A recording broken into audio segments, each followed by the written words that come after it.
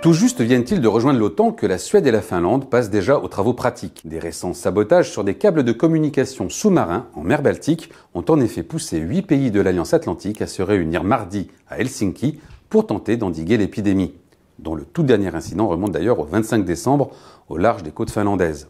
À ce moment-là, un câble électrique est tombé en panne, un pétrolier venant de Russie est soupçonné de l'avoir saboté, mais nous y reviendrons plus tard. Les responsables sont donc tous désignés, la Russie bien sûr, et à un degré moindre la Chine. L'objectif visé, le renforcement militaire de la zone. Mark Rutte, le secrétaire général de l'OTAN, a ainsi annoncé le lancement d'une mission spéciale allant dans ce sens. Son nom, la Sentinelle de la Baltique. Des dizaines d'avions et de frégates ainsi que des sous-marins devraient ainsi patrouiller dans une zone où depuis le début de la guerre en Ukraine, les incidents n'ont cessé de se multiplier.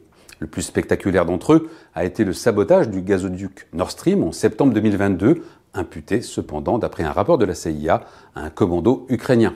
Pour les dirigeants allemands, scandinaves, polonais et baltes présents au Barnum de l'OTAN, l'objectif est double. Tout d'abord, faire la police en arraisonnant les bâtiments suspects et dans un second temps, créer une législation permettant de sanctionner les coupables, au moins financièrement. La fameuse flotte fantôme russe, battant différents pavillons, est donc directement dans le viseur. Un exemple récent montre comment cette sentinelle de la Baltique pourrait s'y prendre pour la contrer. Ainsi donc, le 25 décembre dernier, un pétrolier en provenance de Russie, battant pavillon des îles Cook, est suspecté d'avoir laissé son ancre racler le fond des mers pour endommager les câbles reliant la Finlande à l'Estonie. La marine finlandaise a aussitôt arraisonné le bâtiment. Aujourd'hui, 8 de ces marins ont interdiction de quitter le territoire et une enquête est ouverte sur l'implication de ce bateau dans les sabotages. En guise de réponse, la Russie a d'ores et déjà dénoncé une propagande et accusé l'OTAN d'escalade militaire.